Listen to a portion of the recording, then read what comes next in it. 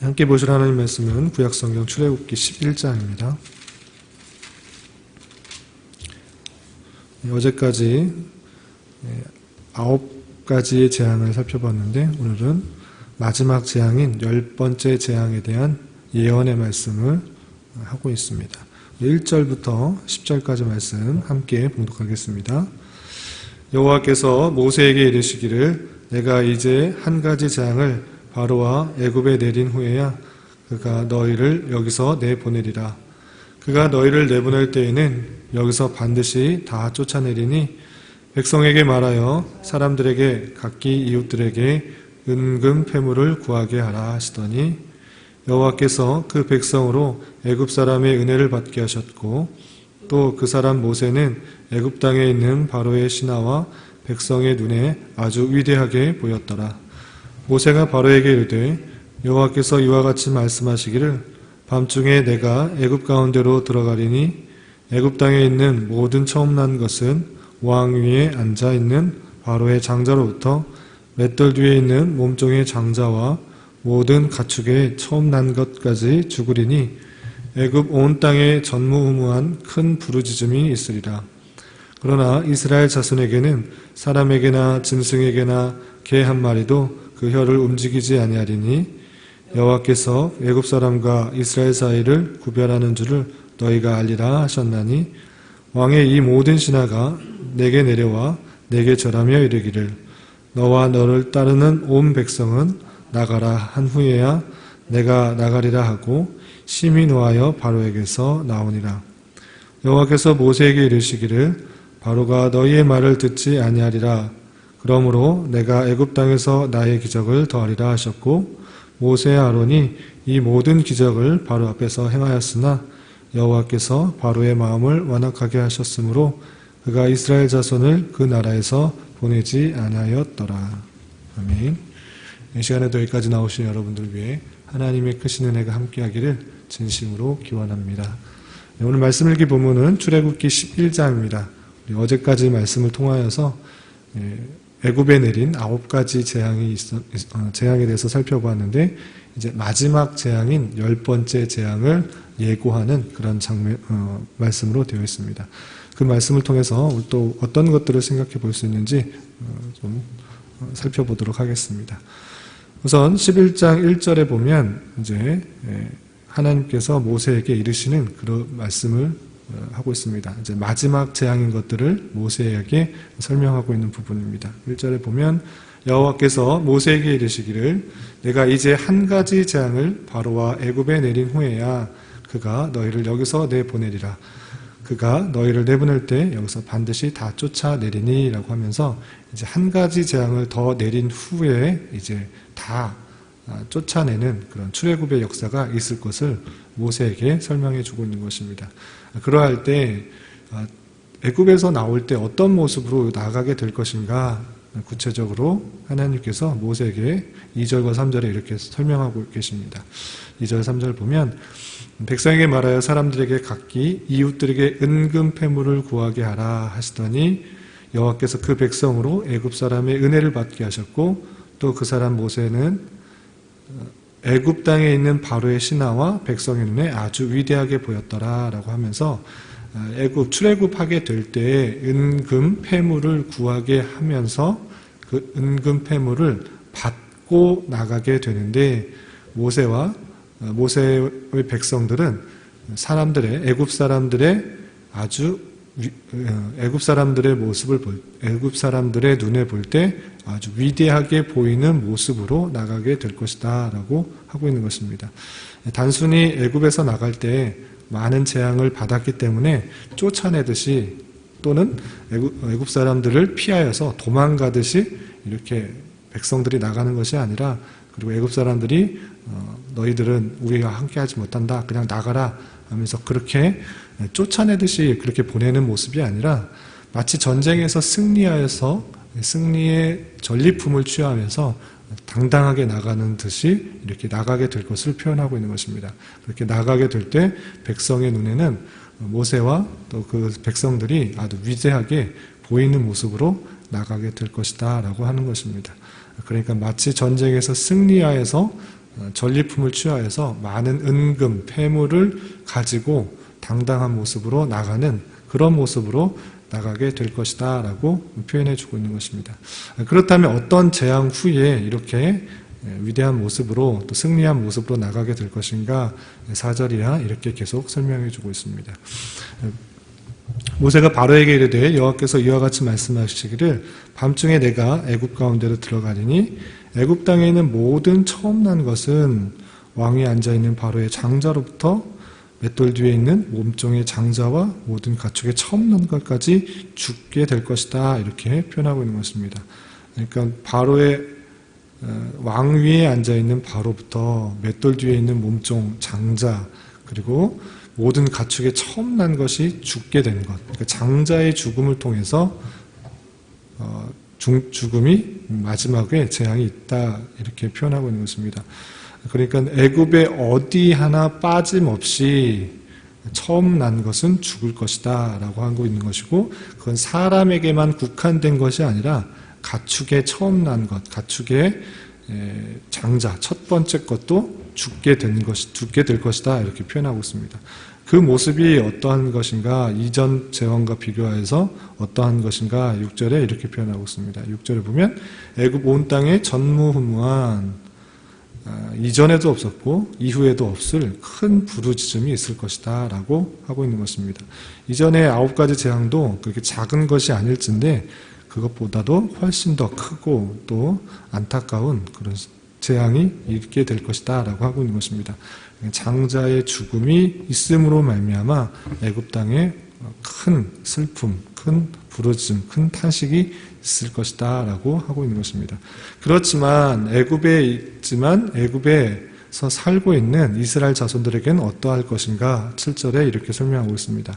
7절 보면 이스라엘 자손에게는 사람에게나 짐승에게다 개 한 마리도 그 혀를 움직이지 아니하리니 여호와께서 애굽 사람과 이스라엘 사이를 구별하는 줄 너희가 알리라 하셨나니 라고 하면서 같은 애굽 땅에 살고 있음에도 불구하고 이스라엘 자손에게는 그러한 장자의 죽음이 짐승에게도 사람에게도 일어나지 아니할 것이다. 왜냐? 하나님께서 애굽 사람과 이스라엘 사람을 구별하는 줄을 알게 하기 위해서 그 장자의 죽음은 애굽 사람에게만 국한된 것이다. 이렇게 표현하고 있는 것입니다. 그렇다면 앞에서 첫 번째부터 9가지 재앙은 애굽에 있는 여러 그 우상들을 회파하는 그런 재앙일진데 장자의 죽음은 어떤 의미가 있는가? 여러분들 갖고 계시는 말씀일기 노트에 보면 설명이 잘 나와 있습니다. 그 교환에 보면 장자의 죽음이 어떤 의미를 갖고 있는가를 잘 설명해 주고 있는데 오늘날에는 그렇게까지 장자에 대한 그런 중요성들이 많이 없지만 우리 몇십 년 전만 해도 우리나라에서도 장자에 대한 그런 특권들이 많이 있었습니다. 마찬가지로 고대로 갈수록 장자에 대한 그 특권들이 많이 있는 것입니다. 그래서 고대 근동의 일반적인 풍습과 같이 애굽도 전통적인 가부장 사회였는데 따라서 장자의 특권과 의미는 아주 큰 것이었습니다. 그래서 장자는 가문의 재산에 우선권이 있었고 그 가문의 직위와 명예를 그대로 물려받을 수 있었던 것입니다. 특히 장자는 모든 영혼의 영광과 특수성을 그대로 물려받는다고 생각이 되었습니다. 따라서 장자에 대한 심판은 단순히 죽음의 의미를 넘어서 애굽 사회의 구조와 사상 체계 전체를 무너뜨리는 것인 것입니다. 그래서 이것은 장자로 세습되던 애굽 왕조의 단절을 의미하는 권력에 대한 심판이고 애굽의 다산과 번성을 과장하던 우상들에 대한 심판을 의미한다고 할 수 있는 것입니다. 따라서 장자의 죽음이란 재앙은 세계를 지배하던 애굽의 모든 것을 파괴시키므로 하나님의 권능을 드러내는 의도를 가지고 있는 것입니다. 그래서 장자의 죽음을 통해서 하나님께서 그 권능의 위대함을 보여주고 또 세계를 지배하려던 애굽의 심판들을 단적으로 보여주는 것이다 라고 할 수 있습니다. 그렇게 마지막 재앙을 선포하는 말을 모세가 바로에게 전하자 어떻게 하는가? 그 말씀을 전하고 어떻게 될 것인가 계속 8절, 9절, 10절에 나와 있는데 설명해서 읽어보도록 하겠습니다. 왕의 이 모든 신하가 내게 내려와 내게 절하며 이르기를 너와 너를 따르는 온 백성은 나가라 한 후에야 내가 나가리라 하고 심히 노하여 바로에게서 나오니라. 왕의 이 모든 신하가 내게 내려와 내게 절하며 나와 너를 따르는 온 백성은 나가라 한 후에 내가 나가리라 이렇게 말을 하자 왕이 심히 노하여서 바로에게서 나온다 이렇게 되어 있습니다. 또 9절에서 보면 여호와께서 모세에게 이르기를 바로가 너희의 말을 듣지 아니하리라 그러므로 내가 애굽 땅에서 나의 기적을 더하리라 하셨고 모세와 아론이 이 모든 기적을 바로의 앞에서 행하였으나 여호와께서 바로의 마음을 또 완악하게 하였으므로 그가 이스라엘 자손을 그 나라에서 내보내지 아니하였더라 라고 하면서 이렇게 강한 심판, 마지막 큰 심판을 예고하였음에도 불구하고 모세의 마음을 하나님께서 모세의 이 말을 듣지 않고 하나님께서 바로의 마음을 완악하게 하셨으므로 내보내지 아니하였다라고 되어 있습니다. 이렇게 내보내지 않는 것 계속적으로 반복되는 그런 표현인데 그 마음을 주장하신 것이 누구인가라고 했을 때는 여호와께서 바로의 마음을 완악하게 하셨다. 그 주권이 하나님께 있다라고 할 수 있는 것입니다. 이렇게 하나님께서 그의 마음까지 주장하여 주셔서 하나님의 능력들을 보여주시고 하나님의 권능과 언약의 하나님을 보여주고 있다는 사실들을 잘 살펴봐야 될 것입니다. 이렇게 9가지 재앙이 이미 내렸고 10번째 재앙을 말했음에도 불구하고 바로는 그 말을 순종하지 않고 모세의 그 요청을 따르지 않는 그런 모습을 볼 수 있습니다. 모세의 입장에서 봤을 때는 계속 거듭되는 실패와 또 거절의 모습입니다. 일이 실패되는 것 같고 거절되는 것 같이 보였지만 오히려 하나님께서는 하나님의 원하시는 것들이 이루어지는 것을 살펴볼 수 있는 것입니다. 우리 3절에도 살펴보았듯이 모세는 애굽 땅에 있는 바로의 신하와 백성의 눈에 아주 위대하게 보였다라는 그런 말씀을 살펴볼 수가 있고 앞서 살펴본 7장 5절의 말씀에 있어서 내가 내 손을 애굽 위에 펴서 이스라엘 자손을 그 땅에서 인도하여 낼 때야 애굽 사람이 나를 여호와인 줄 알리라 라고 말씀하셨을진데 그 말씀이 실현되는 그런 현장을 볼 수 있는 것입니다. 그리고 당장에 보이는 실패 그리고 거절의 말씀들의 원인이 여호와께 있었다라는 사실들 하나님의 주권들을 살펴볼 수 있는 것입니다. 하나님께서 그 마음을 완악하게 하셨고 내보내지 않았는데 그가 하신 말씀대로 되었더라라고 계속적으로 반복하는 것처럼 하나님의 말씀이 실현되는 것들을 살펴볼 수 있는 것입니다.